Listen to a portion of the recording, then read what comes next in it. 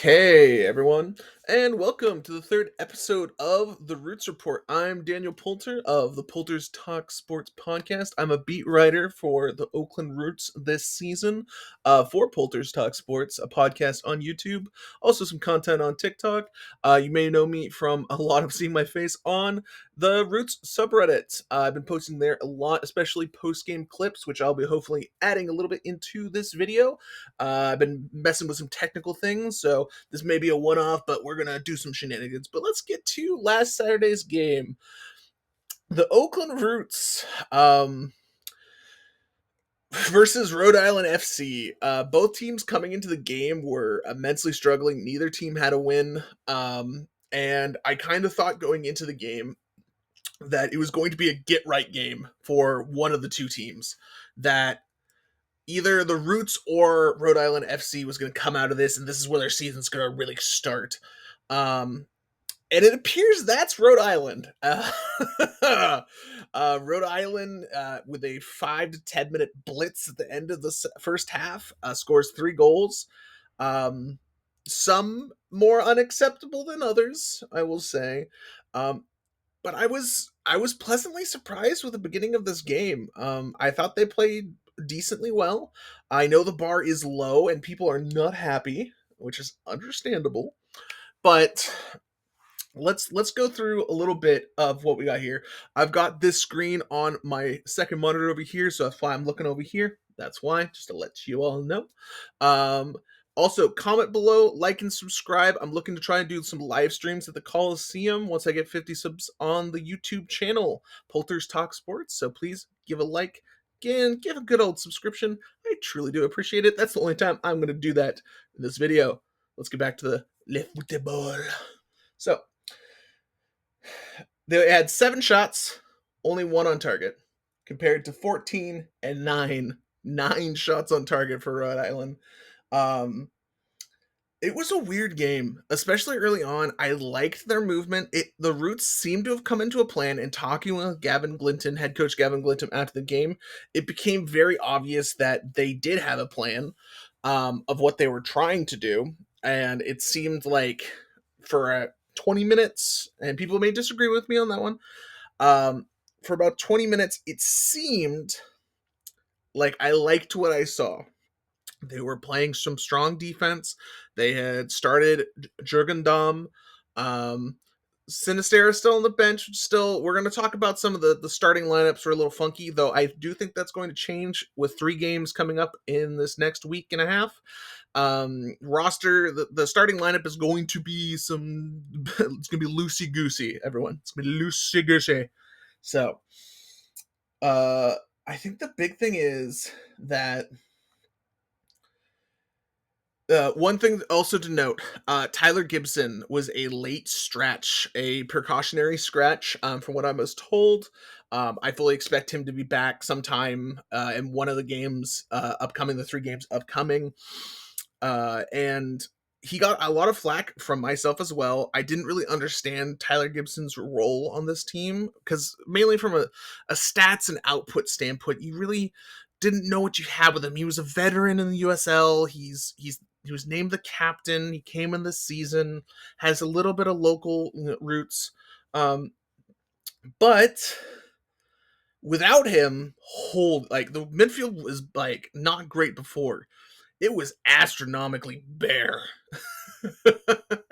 As just non-existent without him, and they need him back. And also, Camden Riley out for the 2nd straight game. Fun fact about Camden Riley, he has, let's see if I can bring it up over here. Boop, boop. Camden Riley.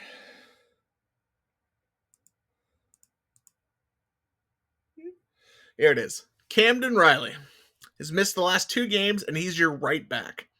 And he has the most shots on target for this team. If that doesn't scream what's wrong with this midfield attack, and yes, you can make the argument, hey, Camden Riley maybe shouldn't be a right back. But with how play happened this past Saturday, he, unfortunately, I would be surprised if he is locked into that right back once he gets back, which I don't think that's his true position. I don't think anyone really does. but he's clearly at least got something where they had nothing from Abdul Mohammed in that right back spot. It was just astronomically bad. Especially I think it was on the second goal. Actually, no, it was the first goal. I guess let's get to the first goal. Let's bring it up here. 1 second, everyone. Let me get the tally going on here. So in the 40th minute, pressure from Rhode Island leads into a. It has to be forced back to McIntosh. McIntosh pushes it over to Muhammad, and he just gets absolutely eaten up, monsterly destroyed by I'm not even going to pronounce the Rhode Island player, but uh, very simple, quick, instant mistake into a cross into McIntosh is going to have no chance there if the ball gets anywhere into the box. I really like McIntosh. I don't think he's been the problem. I actually think it would be much worse without him. Though I do expect to see the new Swiss goalie. Um, will be probably playing on this road trip. Would be my prediction. I don't know that for a fact. I haven't heard anything in the back channels. But I could with 3 games, especially them really talking about their bodies in the post game from Hackshaw. I think that we'll see him in one of the games. Maybe the U.S. Open Cup could be a possibility, and then we'll see what happens from there. Um, but they score, and then 2 minutes later, the same exact thing, forced pressure into the absolute just missile from Rhode Island turns into a deflection. McIntosh does his best to just push the ball out of the way. Unfortunately for him, it goes right to someone who then hits it like an absolute Super Mario Strikers just off the top bar in.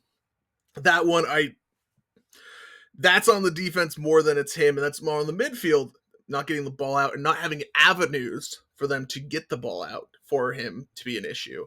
Let me get rid of this bing bong. Whoop, there we go. We're learning on the fly here. We're learning on the fly. But yeah, Play Holstead just absolutely just nukes one in, and you're like, okay.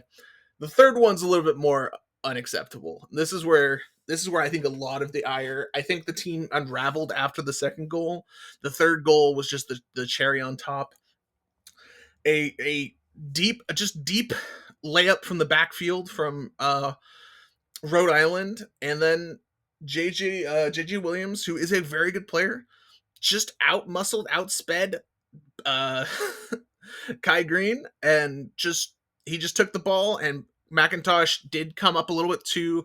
If the defense was playing where they needed to be, that ball never happens. McIntosh doesn't have to come off his line. He doesn't get beat very unfortunately, embarrassingly at midfield for coming off super early. He is known to be a very aggressive goalkeeper, and this is just one of those things where it very aggressively burned him. JJ Williams goes around the left side, easiest goal he's ever going to score, flexes on the corpse of the Roots, and the game was done by there. I was just watching the press box, and we're just like looking at it, just like, oh, this is done. Okay, this is everyone up there was just like, oh, we like, because like I legitimately thought there was a chance like coming into this game, uh, Rhode Island had 1 goal total, technically 2 because one was an own goal from Phoenix Rising, but they had not a win. They only had 1 goal. I think they had a total of 8 shots on goal, which was about the same as the Roots. But this was a huge opportunity for the Roots. Like last game of a homestand, you take a tie with the Las Vegas Lights, which should have been a win, but it's not. And San Antonio is the top team in the league, and you only lose by 1. You should have gotten a draw, but those are all positive results. I'm a very positive person that you guys will learn or not. I like to look on the bright side of things. I will call out things when they're just absolutely just dumpster fire. I don't think we've gotten to that point yet, though I have seen the Reddit threads and understand the anger of the fans. This should have been you should have come out of this game with a point. And especially like it's not a lot of people are dooming, a lot of people are glooming, but like okay, look right here. Look right here. Okay. Okay, let's see if I can all right. So, This may be weird because I technical difficulties not, but here's the Western Conference. Here's the Roots down here. Whoop. One shitty point. Only team in the West that doesn't have a win. Awful. Here's playoffs. 5 points. There's no reason that they can't right this ship. There's a lot of people just want to burn it to the ground after last week, and I think, and patience is not a word that everyone's going to want to hear and agree with me. And comment below, let me know, because I'm here to hear your guys' opinions and what you truly think, because I want to see this team do well, but also as a relatively impartial journalist, I also just I see how it is, I tell it how it is, and but I want your opinions. Um, the big problem coming up next week, they're playing FC Tulsa here. FC Tulsa already has 9 points, 3 wins, only 1 loss. It's in Tulsa.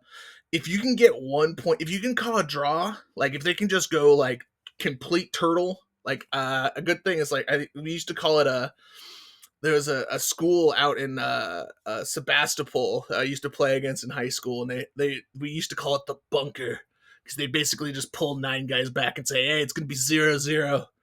Tough luck. And it feels like one of those games. If you can go to FC Tulsa and come away with a 0-0 draw, I'll consider that a success. You guys may not consider that a success, and that's okay. I really want to see their win. I think a good chance is versus Orange County, who has, after beating the Roots, has fallen off a cliff.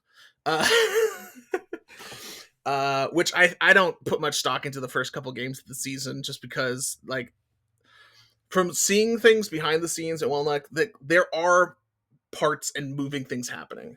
I really think that it's going to be interesting to see what happens. But overall, let's go back to this main page here. So they go into halftime 3-0. We start making some substitutions. Let's talk about some substitutions because some of them were predictable, some of them were not so predictable. So let's see here. Whoop. So, first up, Jose Sinistera in for Armanakis. And this one kind of had a big, not a red flag to me, but I was like, okay, like, Armanakis was one of your big signings, should be one of the top free agents from, like, for this team. He has been doing very well, but I think he just made things a little too he was just a step or two behind, and he had to make up for it with his hustle, which is not what they needed in this game. So they brought in Sinistera. They took off Dom. One of my predictions before the game was, hey, does he play the full game because he was starting? And I wasn't expecting him to, and he didn't. And he gets taken off for E.J. Johnson. E.J. Johnson started the season very strong. He's a big, strong, fast, physical striker forward, but we haven't really seen anything from the strikers except for that one goal from Jose Luis Sinistera that was just really nice pass work. I think it was against Monterey. We really haven't seen much from the striking core, and that's got to change soon. Like, because if they don't, then you got to try some new people. Because if they don't work and they've been flops, then you just got to dump ship and go. I'm not at that point yet. We'll see what happens. Next thing was super interesting to see. They brought in Babosi, Biaranga, which is a new midfielder slash defender. I think they had him replacing Julian Bravo there in the defense. And what's really interesting, I really liked his film. Of course, highlights are highlights for a reason. It's all the good stuff and not all the bad stuff. But I do think he's a starter on this team. This was his first eligible game. He was a sub after dealing with some getting his visa all sorted. A whole bunch of these players had visa issues, understandably, coming into the country right now. But he was playing with the second team for a team down in Mexico, kind of as a training things while he was waiting for his thing. So he's not as far behind, because I thought he was going to take a few weeks for him to come back. But he was able to get picked up. And when I mean picked up, I mean he was able to finally be ready to go. And they put him in right away, which is a huge thing that says, hey, we trust this guy. We think he's good. And I think he'll be, especially if you put him in the defensive midfield, maybe with Hackshaw, I think that could be a really nice little duo for the Roots. I know I was listening to the Rhode Island pod about their post game, and there was like they were just as negative about the Roots as I think Roots fans are currently situated with their team. But overall, the one player that I really liked, he was taken off in the 73rd minute, was Wolfgang. Wolfgang, I think this is his season. He's been on, I think, loan each season he's been with the club, and I don't think they could have. I think you just start him and you play him a full 90 minutes on either the left wing or right wing, and you send it. I really liked him. So far this season, he's been great. But a lot of things is just like where are the shots. I like Peter Wilson, but Peter Wilson's not scoring, and that's his entire point. And it's like when you have a team, let's go up here a little bit. One shot on goal. So against a team that also had been massively struggling, and they get their step back where they're here to roll. You can't just have one shot on goal, and that's just like it's just rough. I don't think that Gavin Glinton should be let go. Speaking of Gavin Glinton, let's go to a clip of him. I want to try and test these out. Post game comments and see what he had to say.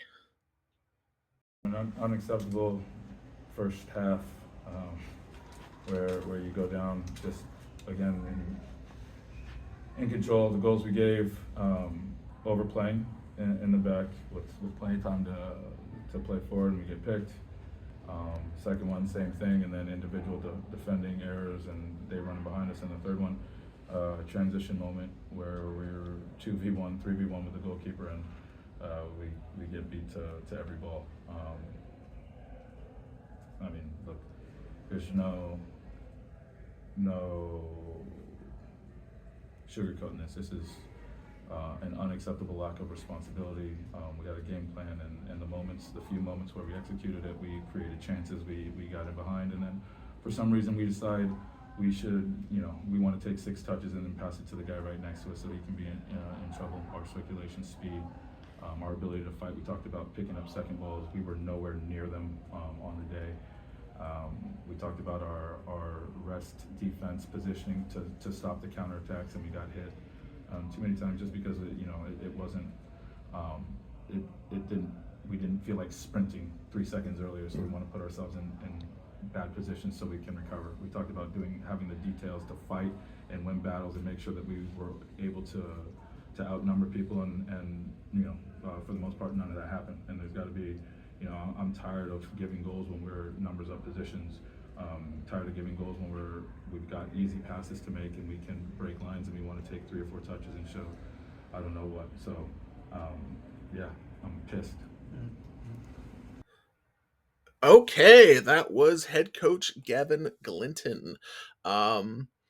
Clearly, he upset with what they had planned going into the game and what actually happened in the game. I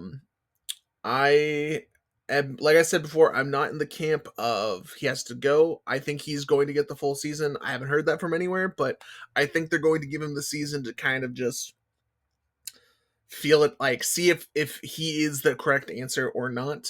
We'll see if the fan base allows it to get that far or not. Though I do think, let me see if I can find the Roots schedule here. On the fly, everyone, on the fly. All right. So what do we got next? So let's see. Bing bong, bing bong. All right, I know that's wrong, but when I mean wrong, I mean I think they just have the Jägermeister and they haven't got the full thing in there. So they're also playing Tacoma in between these 2 games. So what we got here? So we've got FC Tulsa. That's gonna be a tough game. That's just off the bat. That's gonna be a rough one. In between that is going to be the Open Cup versus Tacoma, which they're playing up near Seattle, which is going to be a coin flip. Like you'd think the Roots, that's going to be a good bounce back game. I think that'd be a good, like if they can just clearly win that game, I think a lot of people will be happy. I could be wrong. I could be wrong. But I think that's a big game. I don't know. I do not expect them to beat FC Tulsa. I just flatly, I if they can get a point going to FC Tulsa, I think that's ecstatic and a huge thing for the future. And it's not exciting. It's like, oh, they got one more point. But it's like, if they can somehow come away with a win against FC Tulsa, then the season's, we got gangbusters. We going. Orange County, I'm circling that game. Orange County, Orange County, Orange County. Yes, there's the Republics game coming up, but I think that one's going to be more emotionally charged. But another 1 p.m. start. It's the first time the fans will see the Roots after 3 games, or at least 2. Uh, Tulsa and Tacoma, and you have to win this game. I think if they do not get 3 points against Orange County, then that's the point when the fan base can start getting upset. And when I mean upset, I mean like actually demanding changes. I still think it's way too early before that point, but like if you are a playoff team, you're beating Orange County. You need to beat Orange County. Let's look over here. We got Republics, and then you go to, it's such a rough schedule. Then you go to San Antonio, which is not, it's not what you want to see. Let's go some USL standings. The problem is after that is North Carolina. They're third in the East. Like you're not playing any of these bad teams in the East yet, but you gotta kind of have to take care of because like there's still a logjam in the West. Like look at this. Like Colorado, Sacramento, Lexington, Phoenix Rising, Orange County. Like if they win their next 2 games, which probably won't happen, or even 2 of the next 4, they're a playoff team. They're a potentially deep playoff team. Like they're outside of these top 3 to 4, with FC Tulsa being one of them. Like they should have beaten the Las Vegas Lights, and the Las Vegas Lights are 6th in the West. I think they're better than the Lights, in theory, on paper. In practice, maybe not. That's a lot of copium, a lot of hopium. But I think overall, I think there is still a chance for redemption here. A lot of people have been saying, "Hey, Colorado Springs last year started like 1-6 or something, and they went to the championship." Do I think the Roots are going to do that? No. Do I think they can turn this around and to be a playoff team, especially in that 5 to 8 range? Yeah, I do. I don't think we've seen the starting lineup yet, what it's going to be eventually. I don't think we've seen anyone play to their potential. And I think it's just the Roots really need a bounce back. And this first game this week against Tulsa will tell us a lot, because Hackshaw told us afterwards that they basically had not a full team meeting, but he very bluntly told the team, and it's like, if you don't want to win, if you don't hate to lose, get out of this locker room. And I think I could see him being re-elevated to maybe captain. He's vice captain right now, but he's bringing that energy that you need, especially when it comes to the defense. The Roots overall have been a little suspect in the midfield and defense. I think Tyler Gibson coming back will solve a little bit of that. Um, the question is, what are you going to do with that back line? I really like Julian Bravo. Made his second start for the Roots, or second game played. This may have been his first start. They moved Hackshaw up to a more defensive midfield role, which I think is. I'm a little worried about Kai Green. He gave up on a lot of really easy run-on balls, which allowed Rhode Island just have opportunity after opportunity, which I don't think is you just can't have. But I don't think the season's over yet. I know there's a lot of people. I know that the passionate Roots section was disgusted on Saturday. And to be fair, they have every right to be disgusted with that performance because outside of a couple players, it was pretty lifeless. After that blitz, it was done. But I'm intrigued to see what happens this week. Um, let me know your comments below. I'll be there next week for Orange County in, I guess, 2 weeks, basically. I want to see if I can hit up maybe a Roots party, watch party for the Tulsa game, though I may just do it home and do a live stream afterwards. I'll let you guys know. Comment your thoughts. What do you think of the Roots, this game, this season, the players, the coaching staff? I want to hear it in the doobly doo below. All right, I'll see you next time. Woo, okay.